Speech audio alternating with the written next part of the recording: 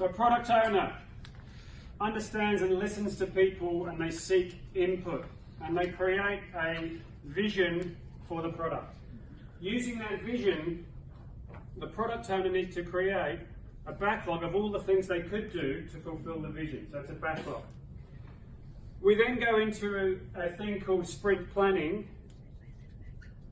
where we have a catch-up and we agree of all the things we could do in this sprint. What are we going to do in this sprint? So we take a short amount of those and we put them into the sprint. And that is called the sprint backlog. So it's the things we're going to do in the sprint. We then go into a sprint. In the sprint, we have a Scrum Master who manages the whole process. And the sprint is 1 to 4 weeks long. The Scrum Master manages the whole process of Scrum. We have a daily stand-up. A daily stand-up where we have a chat about how we're going, what worked, what didn't work.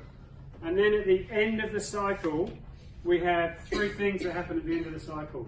We actually produce something.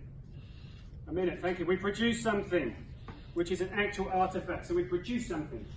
We then have a sprint review where we show what we produce to people, and we have a retro. Based on the review and the retro, we then circle back and potentially adapt and make changes to our backlog.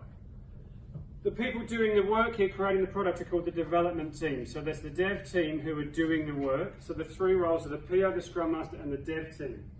The 5 events, or the 4 events, the sprint planning is 1 event. The daily stand-up's another event, the review and the retro. The 5th one, which wasn't there, was called backlog refinement. And we have to find 10% of our time to refine the backlog. So there's the 4 plus 1. What are my 3 artifacts? Number 1, I have a backlog. Number 2, I have a product which is produced at the end. And I can't remember number 3. Thank you! 2 minutes. 2 minutes Scrum on the board. What was number 3? Was my